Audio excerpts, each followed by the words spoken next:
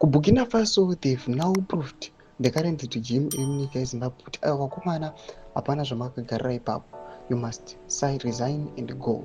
Sanapinda mashoko ashandisa vanhu and people zvatoita kuti zvivamotivate kuti vanyase kuona kuti aiwa under the rule the ruling party ZANU-PF panguva inoyi nyika hapana kwairi kuenda and these guys they must go immediately. Kuti vosubscribe like on the bell kuti ipinda panapa vanhu vanoshokewa this headline rombodana nevakomana kozwa vachiti breaking news 55 hospitals have now been commissioned in Burkina Faso in less than 3 years.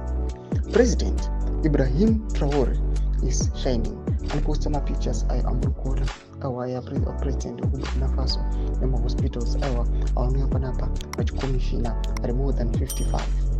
Mashoko atoona kuti muZimbabwe kana achiona the current situation iri kutaurwa nezviri kuitika munyika yeZimbabwe vanhu vachiona kuti even mabeds chaiwo emuhospital anenge asina mamadress atichatotaura nezvemishonga vanyazi kuona kuti senyika kwatiri kuenda people they really don't know kuti tiri kutomboendepi and these guys vari kuuya vachidota they are really destroying our own country and our own future. Noda kuti vanhu vachiona kuti this government inyasi kutipa a hopeless future. Mashoko atoona kuti kuBurkina Faso vachichina and their president panguva inoyi zvinozokuratidza kuti vakomana they are doing it, they are managing the resources. Kunyange zvavo zvikanzi vakomana ava nema-allegations efraud kana zvakaita sei, but zvinenge zvirinani just because they are making sure that the people they acquire quality medication. Imbotidze mafungiro enyu ndoti pamusoro pechiitiko ichi panguva ino tikuona kuti mavoices they are rising, people they are now against the regime.